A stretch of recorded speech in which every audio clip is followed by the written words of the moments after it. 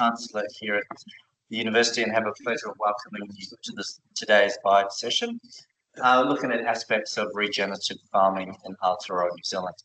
The direction of this Vibe series is to bring together researchers, industry leaders and policymakers and the wider community to explore the opportunities and challenges shaping the future of New Zealand's lands-based sector. Today's topic has become one of a significant conversation in agriculture, which is around regenerative farming. It is gaining momentum amongst farmers, businesses and researchers as they seek ways to improve soil health, strengthen biodiversity, build resilience to climate change and maintain productive, profitable farming systems.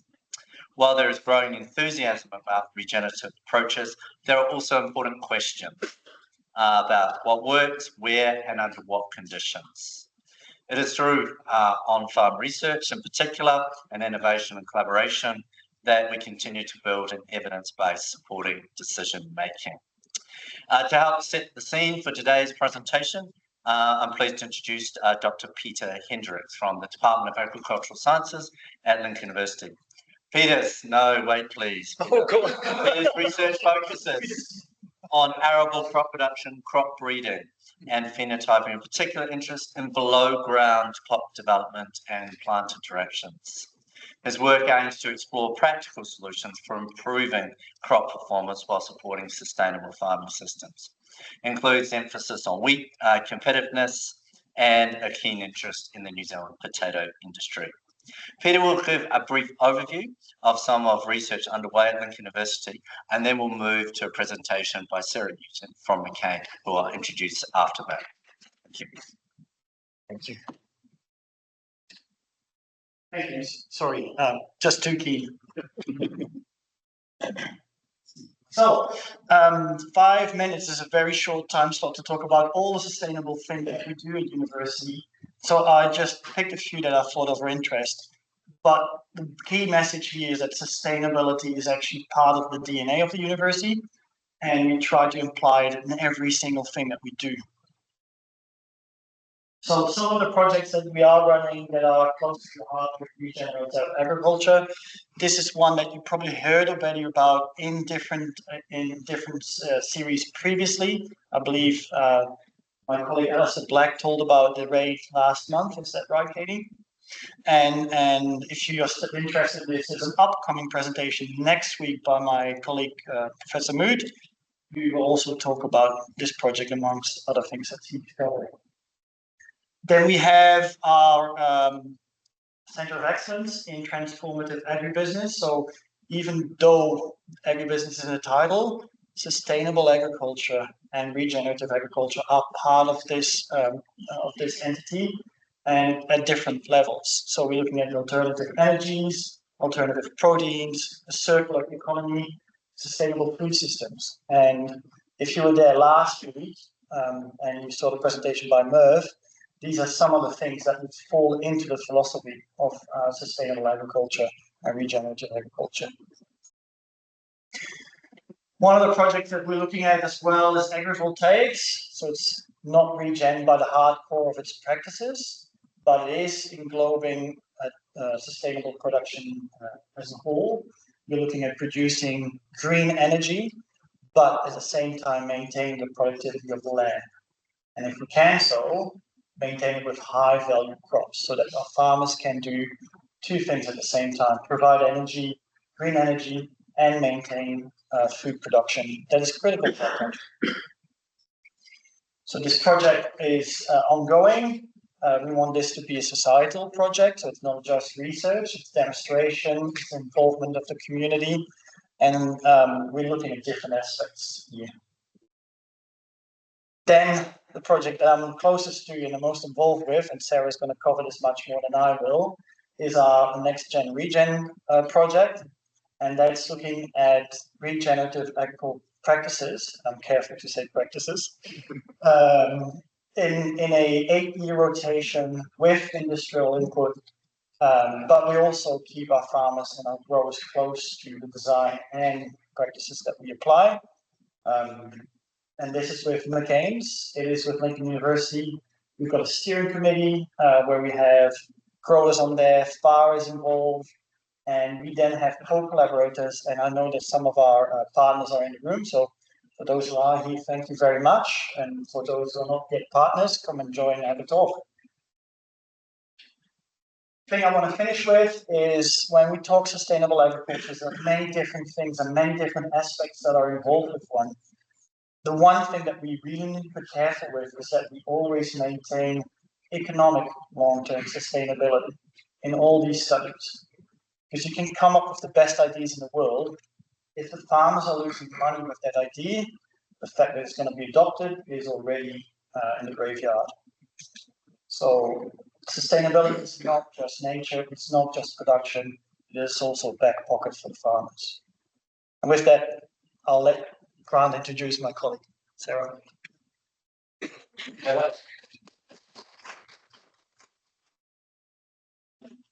Peter mentioned the word sustainability, and Link University did have some recent good news in the Times High Impact Rankings, which look at contribution of universities across the globe to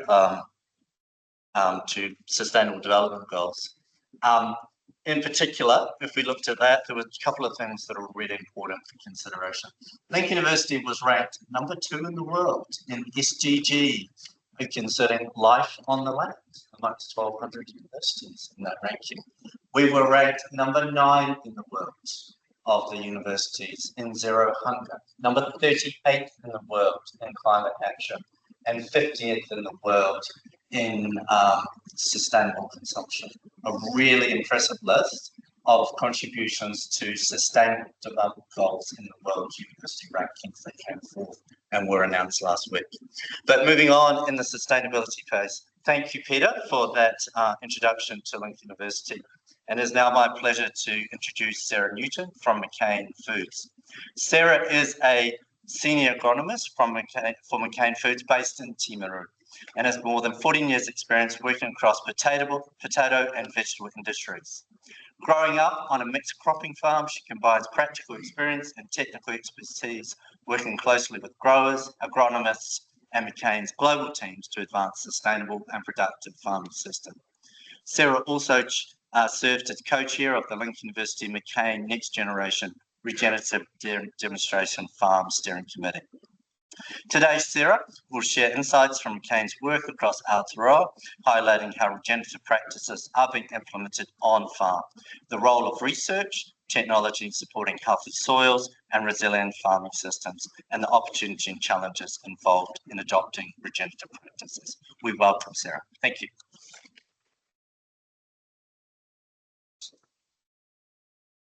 Thank you for that. Hi everyone. So just heard I'm from McCain Foods and I have been with them for 14 years. I'm very passionate about agriculture and the potato industry. I grew up on a family farm in South Canterbury and we actually supply McCain Foods. So my brother and dad are on that, and I have a 5-year-old myself and 7 other nieces and nephews. I want that farm to be profitable and sustainable for the future for them and their kids. So that is what this makes me quite passionate about this topic as well. So with regenerative agriculture, I probably heard what I'm about to explain with McCain's in about 21. So before that, again, sustainable farming, it's all pretty new to me and I'm still on the journey. So I'm no expert at all. I'm learning as we go and trying to work with the growers and our academics, our global team, and just trying to be that person that gets it out to the growers and tries to see things implemented on farms. So yeah, just a look at what we're doing there. A little bit about McCain. So just an overview. We operate many places in the globe. We have about 50 factories. Potatoes is our core business. So while we have pizzas in Australia and New Zealand and vegetables, and we have other products, it's really potatoes that we're big, especially fries. I think 1 in 4 fries globally comes from a McCain factory.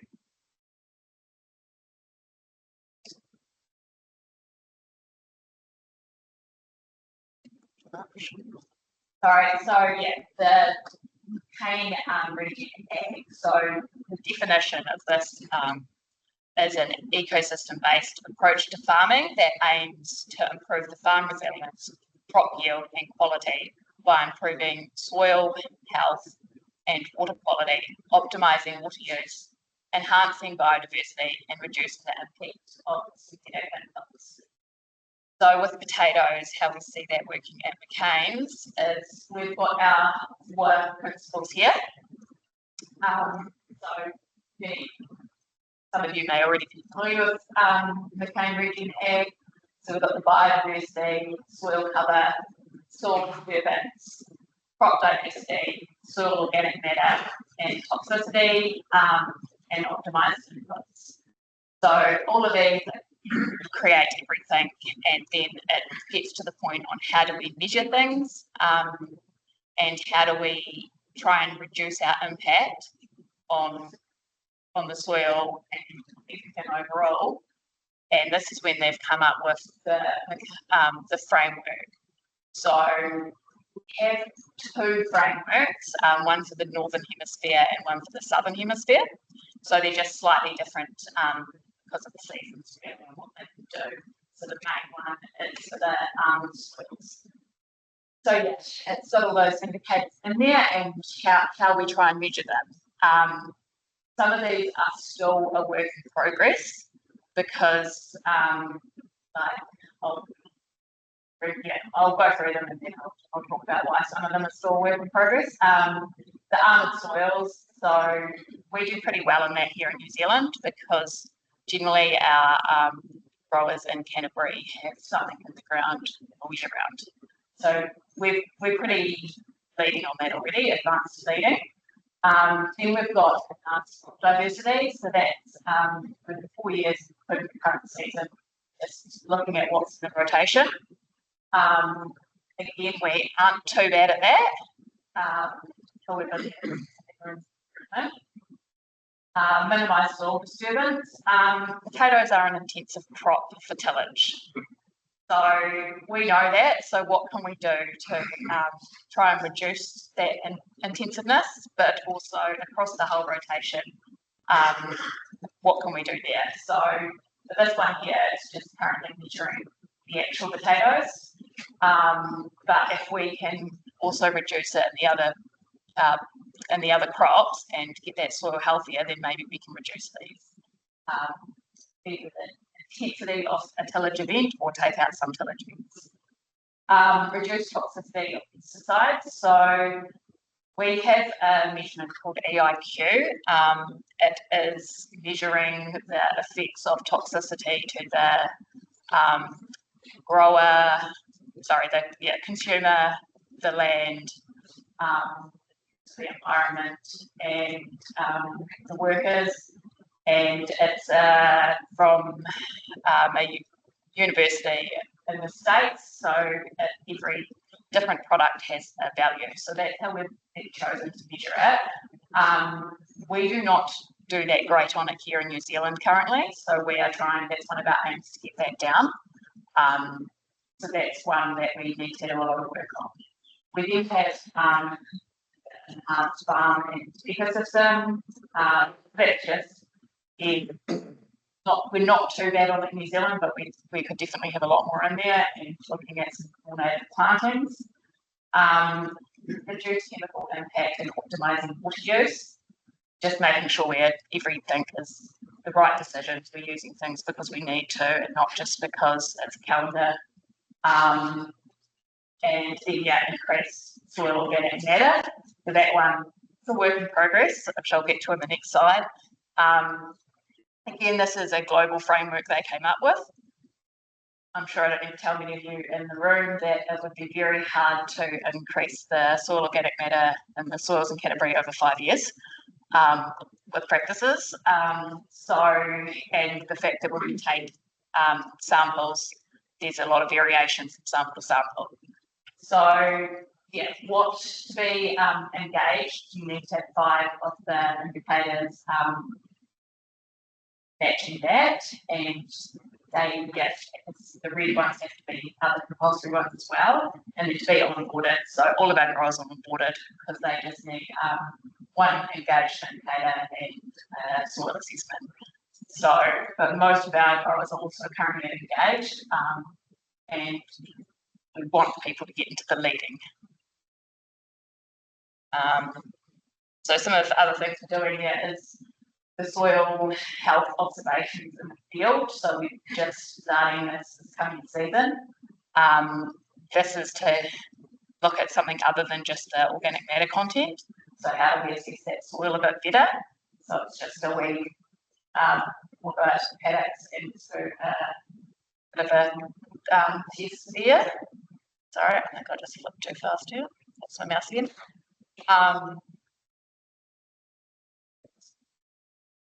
So yeah, it's just visual assessment and counter earthworms, that kind of stuff, and just trying to get a gauge on over time. If we start building up all this data, can we actually see changes?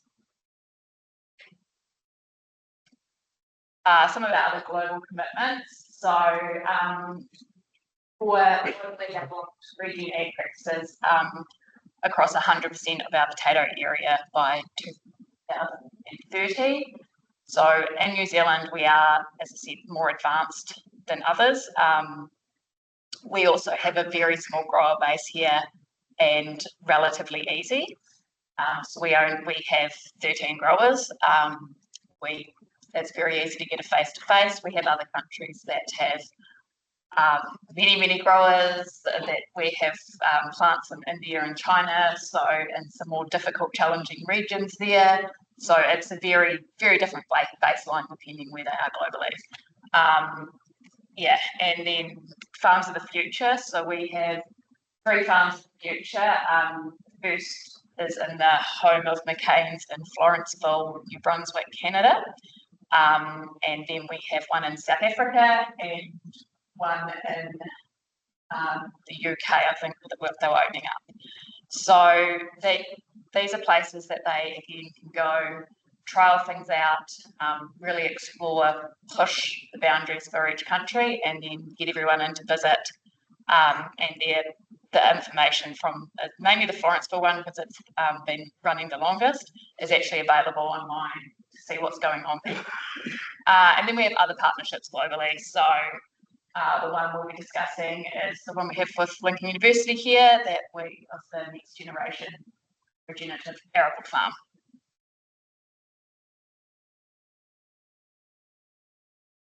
So just a little something on the New Zealand growers here. As I said, we have it pretty good. We only have 13 that supply for the factory. They also have a grower-owned seed cooperative. So they buy in all the seed bulk and store it themselves. That way they can deal with it better, has better temperature control, sort and cut in a better manner than they used to, and it has also related to yield increases at the other end. We're the leading region on yield and region ag practices, and we have a great set of growers. Got an awesome mindset. They're always looking for the next thing, and yeah, again, when this was kind of first introduced to them, I remember one of our growers said, regenerative ag, what's this? Do you want us all to be in our jandals and dreadlocks? And yeah, he was kind of quite, oh, what is this? And then we said to him, but you're already doing it, some of these principles. It's just how can we expand? You're already, you've got these long rotations because we've done the work that showed that we needed them. And this is therefore, your yields have gone up because of it.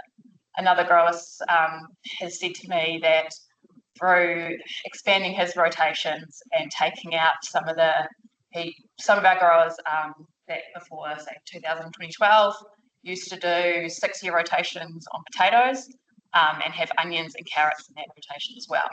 So they have now gone out to 8 years plus, and they have taken out either onions or carrots. So they only have 2 of those intensive ones in there. We said, well, that's a regenerative practice, isn't it? Doing that, and they have seen yield benefits by 20 to 25%. So yeah, they're always looking for the next thing as well. They love technology. They love learning from people in other countries. And a couple of weeks, me and a group of 10 are going to North America, and so we're looking at regen practices, new technology. Yeah, just going to really see what are they doing in Washington and Alberta that we're not, and what can we bring back. Another thing we do to, I guess, try and get new information out there, but also use the growers to come up with ideas. So we've got this thing, a group called MUGUS, which is McCain's Growers Unincorporated Society. So we have a pool of money that's both the growers and McCain's, and we jointly decide how to use it on research or whatever we decide to use it on.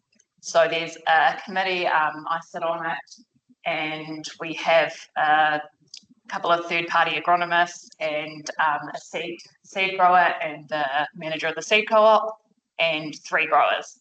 And we come up with ideas. What are we going to, is there some research we can put this into? Is there, we're currently sponsoring a student with Potatoes New Zealand on pattern scab work. What do we want to see getting done? What are our biggest issues? So that's a really good group. And then, yeah, we also work with, I guess, as I said, globally, the big group that I'm always talking to our global colleagues on where they are, what can we take away. So in the UK, they're doing some really good work with tillage. So we're talking to them for the tillage side of things. Yeah, so yeah, I guess with this, it's shaping the regen ag strategy for New Zealand. So define what actually is going to work for us and decide on the field trials and priority areas. So as I've said, one of them is decreasing the toxicity. Move forward on potato productivity. So yeah, lower costs, maintain yields and improve quality. The cost in potatoes is high. So if you don't get it right, that there's a lot that goes into a hectares of potatoes, then it's a big risk. So as you said about economic sustainability, that's a big one for us as well. So on our trials, we try to include that as well. Yeah, two-way communication. We have both meetings where we present in-person field days, one-on-ones, just getting it out there to the growers regularly. And another big thing that I see working well for increasing yields and working with, again, if you can get yields up, it'll help with regen ag as well, is variety selection. So, yeah, there's a lot of varieties now that are lower input, but also that higher yielding or that lower disease. Yeah, we've just got to make it work for New Zealand and then make it work for our customers, and the factory as well. So our field trial focus is minimise synthetic inputs. So what can we do with fertiliser? Our growers do not use a lot of compost. There's a big area there that we could look into, that we are looking into. What can we do? How can we make that? I said mushroom compost is in there. A few growers used to use it, and then because of biosecurity reasons, they stopped. And then plant protection products, what organic solutions and product selection. So when we talk EIQ, there are some products that are a lot higher EIQ value than others. So you can get the score down by using these. However, we also have to be careful that we are still not going to have resistance issues over the long term, because as we all know, we're not getting chemistry much easier, and potatoes are a small market, so people aren't resisting these. And then minimise soil compaction. So we are looking at the number of passes. How can we do these passes overall? What mechanisation is out there, and cover crops. So just an example of some NZ trials. that we've done this past season. So we did an IPM of the tomato potato psyllid, looking at the Liberia vector control. It was more of a proof of concept, and this was through CLI, which is the Canterbury Potato Liberia Vector Initiative. So we actually work with other potato processors, Potatoes New Zealand, BSI, Lincoln University, and growers. And that's looking at how to reduce insecticides, lower fungicide programs.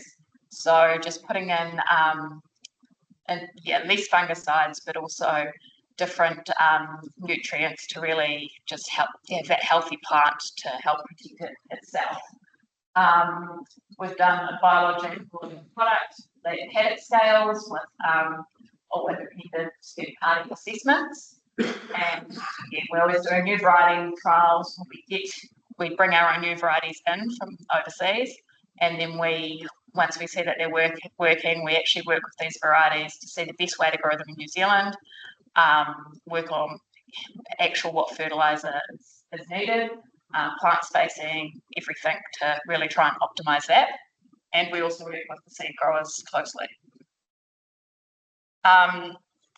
Before I mentioned about some of our yields over time, actually doing some of these kind of region practices before it was called that to them.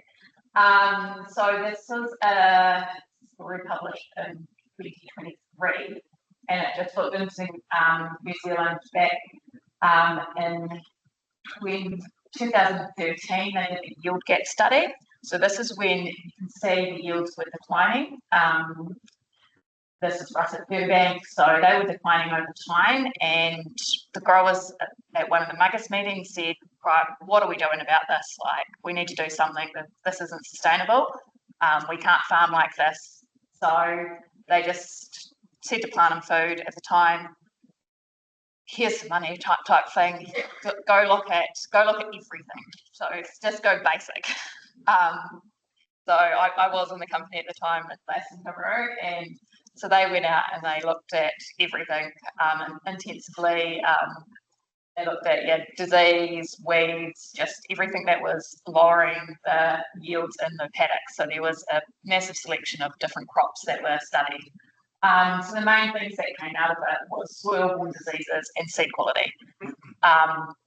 So therefore, it was a 3-year project, I think. So then the next year they went more into it. So what came out of it, and growers adapted pretty fast. They went out on those rotations to reduce the soil-borne diseases and help with the compaction. Soil-borne diseases are still a massive issue for us because we don't get those nice coloured crops. Real big freezers. So we have volunteered, but we have highly improved. Changing our seed system and doing things differently there, I would say we've had a 5-ton increase there in yield. So as you can see, the yield improvements are 20 to 25%, which is pretty big. And our growers have therefore, one said he had to go out and lease land for a few years because he didn't have the land availability to do his contract, but now he's back all growing on his own land because he can still do the longer rotations, but he's growing more on lease. So that's always a good way to get back to the economics. Quick thing on McCain sustainability goals. So you can see that where we kind of are at the moment and what we're doing, but we're not just about regen ag. We want, so that's the top one up there, smart and sustainable farming, but we've got a lot of things going on in our plants as well. So there was the Regen Ag framework, but we're also looking at our Scope 3 emissions and how do we get them down. This is all available online as well on our website. Good food, so just a bunch of different clean things there as well, and then thriving communities. We do a lot of donations globally and work within the communities, and just treating staff right and having good culture there as well. And now I will get to the project we have here at Lincoln. If there's any curly questions on this one, Peter has offered to help out. Because him and Tika from McCain Foods have been the ones kind of leading this project. So yeah, we have 21.6 hectare demo block now. And this is where we're going to trial these leading practices in the potato rotation. And so I'm not going to feed for these. I'm not really going to go into it again. But we see this working as it's actually a place for us to get in and take some bigger risks. What can we do? And then bring the farmers here, look at it and take it out to them.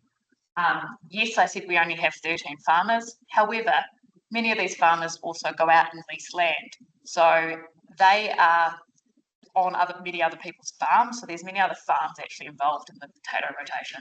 But potatoes are expensive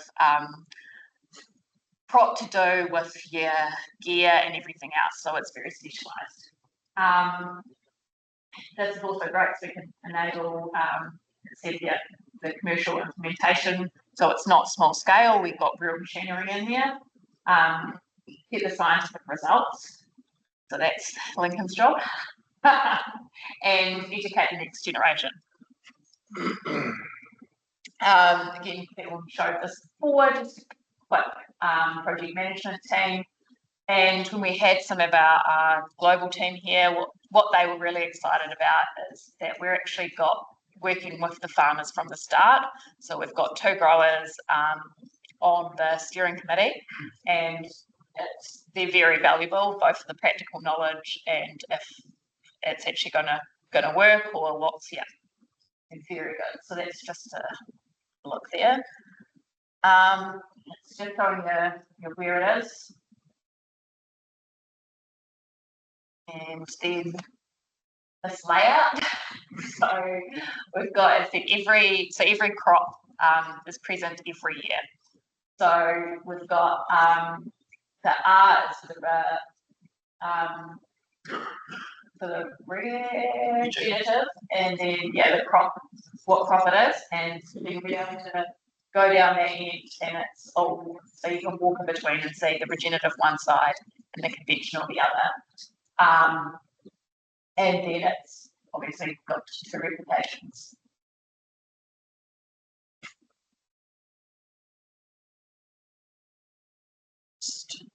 Three replications, sorry. Let's go. So and this is just a look at our rotation. So again, we worked with the growers on what is the conventional rotation, and how do we get to they came up with the regenerative rotation. So what can we do that's different? So that's one of the pillars, let's say, or a few of the things there. But then we're going to, with this, like with the mixed cultivars, we're hoping that we can then use less fungicides because of the properties. So we're working on with other people like FAR, what work have they already done that we can use?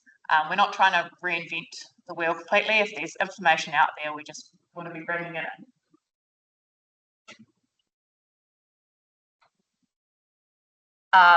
What of course excites our growers the most when I presented the other day is technology. So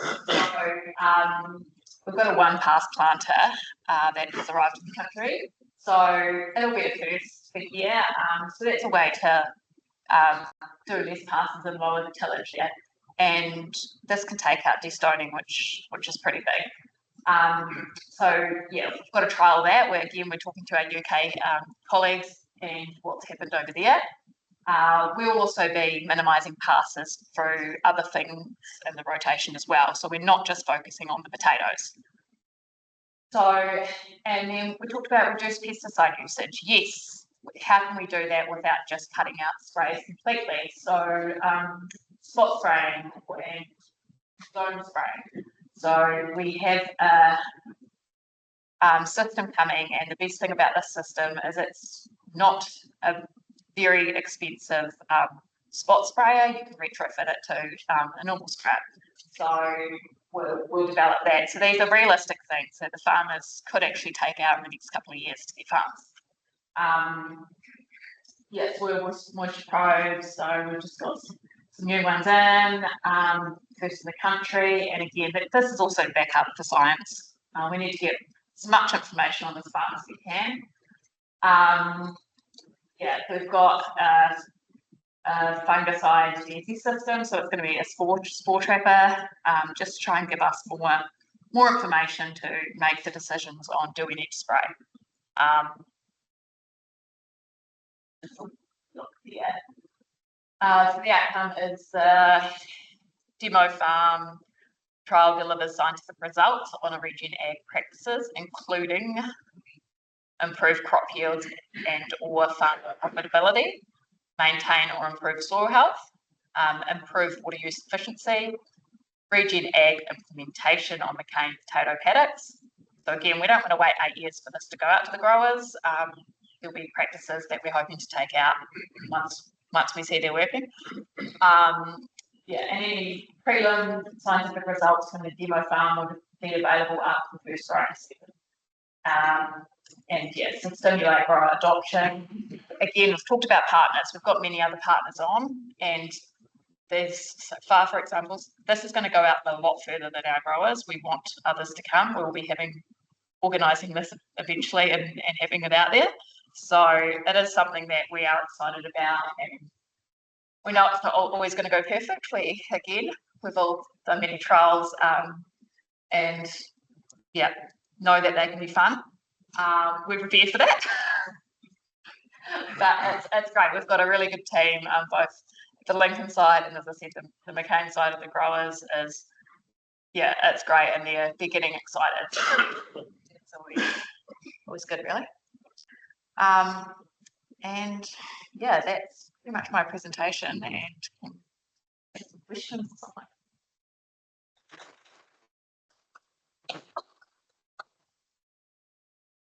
Thank you, Sarah, and thank you, Peter. Opportunity now for some questions around some aspects, and particularly opportunity to delve deeply into regenerative agriculture applications, which is highly crop specific in terms of how to approach. Peter? So the block you're doing this on, is already an established arable block, is it? Out of long-term pasture, so we're trying to. So that's what I was going to ask you. I mean, you sort of have that comparison you do is going to make it look worse than what it was when you started. So, I mean, being realistic here, I mean, I was trying to work out, what your measure of soil health, pretty much. Whenever you talk to people about soil health, they always go on about the organic matter of the soil and things like that, but you're kind of going backwards from where it goes. So you're just trying to slow down the reduction from conventional to regen. I mean, you're hoping that one's going to do that over that 8 years, or I'll take that one. and maybe you can do first, Leo. I just want to correct a little bit there, because it's not all through pasture. Some 10 years ago, the site that the plant was going into was actually part of the Regenerative cropping complex. And it was a mixed cropping farm rather than and that was there for about 10 years. When was the process? So it was in 2009. So 15 years. So it's been in pasture. Prior to that, for those Lincoln alumni, it was the Lincoln University mixed cropping farm, which went in different directions. Part of it went into the Heinz Woody organic farm, which was on the border, which now has the far size homes. That it wasn't under the organic farm. Oh, yeah. Part of it went there. That is now going into the energy farm. We have the research dairy farm in the middle. And then we have this other part, which had a time in pasture, and now going back into the this regenerative farm. It is next door to Planting Foods piece of land, which has always been in long-term cropping as it was when it was owned by the campus. So it does have a history. Peter can actually. Yeah, so Peter. Yep. So that's probably answering one of your questions. We did do a thorough baseline measurement across the whole paddock with cores all the way to 1 meter deep. and we sense for multiple things, amongst them carbon. Ends up the carbon in that field isn't as high as you would expect coming out of a pasture at all. From the top of my head, I think we're around 3%. Is that right, Leo? So there's still pathway to actually not be deteriorating that, but building it up through regen practices. This being said, and again, Leo, jump in if I say something silly, but to see a shift in carbon in the soil, even an 8-year project, is actually quite short term. So we're well aware of that, but we want to measure soil health through different gradients than just soil carbon, and there's ways of doing that. We've got a team around us. Leo is one of them who will help looking at different ways of assessing soil health, and not just through the carbon lens. Is it essentially a mix of soil types, or is it just one? No, we're actually pretty lucky. The soil is rather homogeneous across the field. From that perspective, we've got really decent draining as well, all the way down to 60 centimeters. So we'll have a strong baseline to start off with. Thank you. Always worry about sewage. And some solutions or something. So I think they're very difficult to deal with. And now you're running into roadblocks in this process. So the service maybe an example of this. Yeah, so no, I do not have any like organic, I would say, solutions for psyllid at our level. What all the work done around psyllid, so I mentioned that we did an IPM trial this year as a proof of concept. So this was working with Paul Horn from IPM Technologies in Australia and BSI, and this was very intensely monitored, and decisions we come up with the agronomist, myself, Potatoes New Zealand, IPM and Technologies, and the grower on whether to spray or not. We held off spraying. We eventually did spray. Again, still softer things. It's still an IPM approach, but I can say that we did have a higher level of zebra chip that is too high, so we can deal with it on paddock level, but not overall. One of the reasons I said our EIQ is higher is we do spray often for the psyllid, but some of the EIQ measurements are actually the fungicides that are higher, because they are actually the insecticides actually have quite a low EIQ value, most of them. So the big ones are the herbicides and the fungicides. One fungicide, for example, being Regenerative, that it is used a lot, but it does have its benefits in being in the program, because we have to be careful of resistance management as well. And there's not many options out there. So yeah, I think that's when I always say I'm not a regen specialist. I'm an overall agronomist for this. I sit on, listen to many different views on things, and how do we get everything together and just work the best. Yeah. So there's some breeding systems. For so that's right. I'll go you the last one, Stephen. No, so it's not a big problem globally. Yeah, so there's no, we do test things here when we get a variety here if it's going to be worse. Some varieties are worse for psyllid. The more I learn about psyllid in my berry back, the less I know. Yeah, I'm sure people are the same. So yeah, we have thrown out some varieties because they may not be visible symptoms until they're fried, therefore we cannot deal with them at the factory. So there's things like that variety wise, but there's no breeding for it.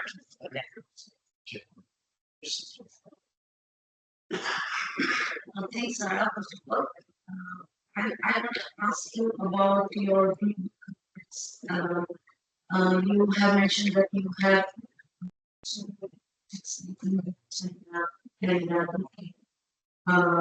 so I want to know which places and which level it's I am not a big help there, I must admit. I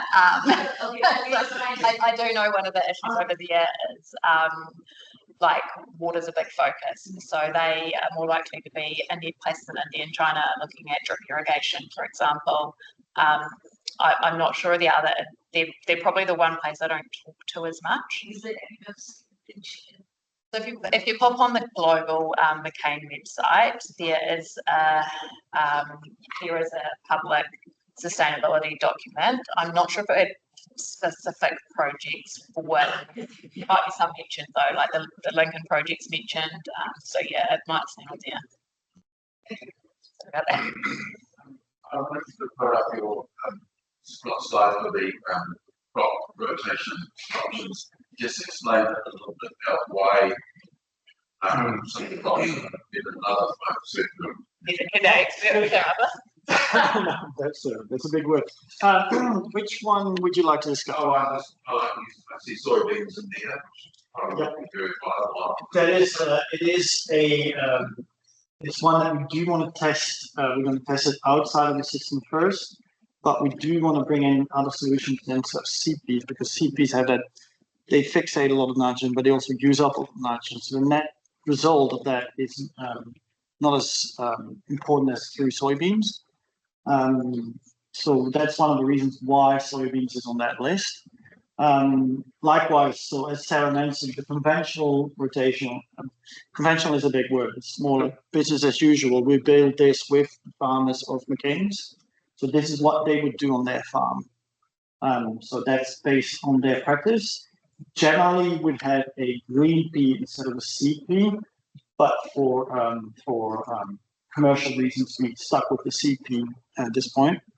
And then in the region part, one of the rules that we set ourselves is we want as much as possible produced to feed humans as an arable practice. So instead of cattle. So if we do wheat, we want to aim for milling wheat. If we do barley, we want to aim for malting barley, for example. Oats, it's a milling oats as well.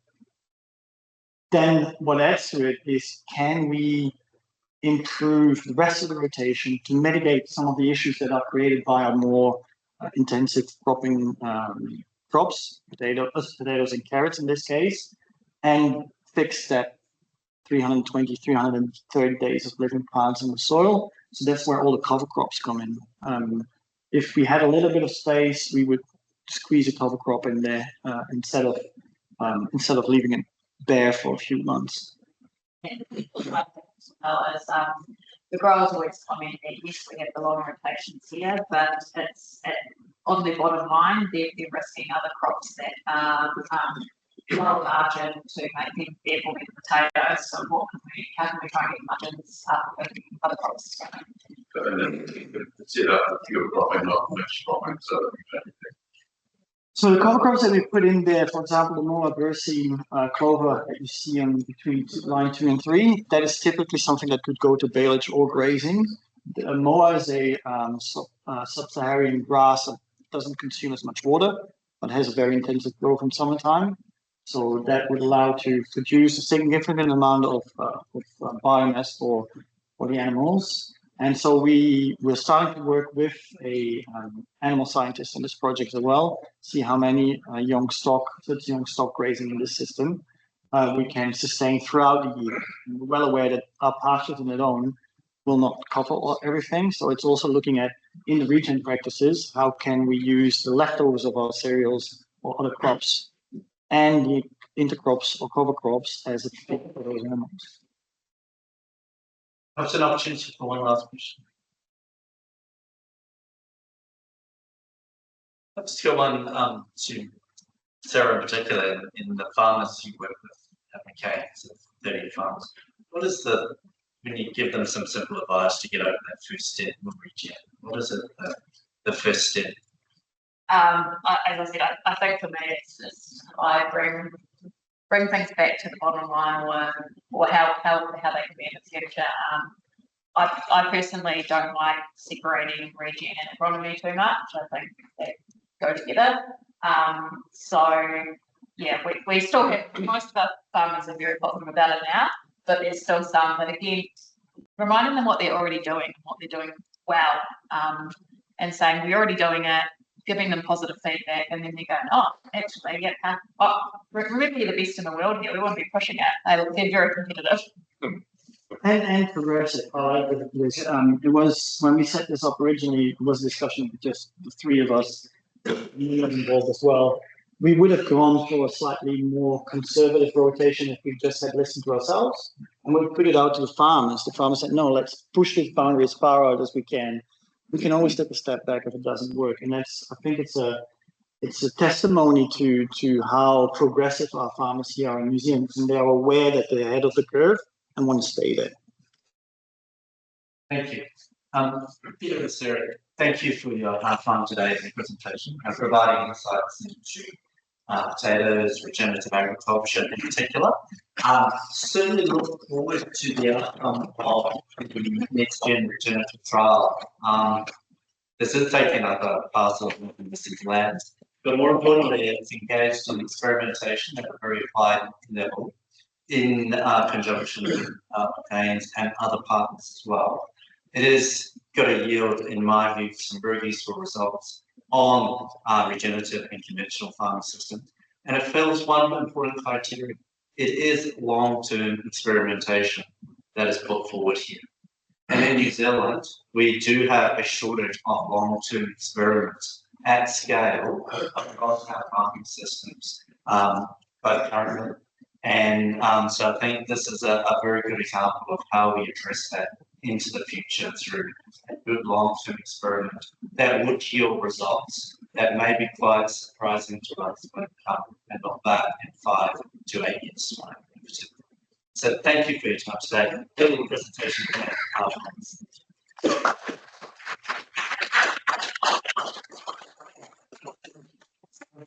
Please join us in the foyer.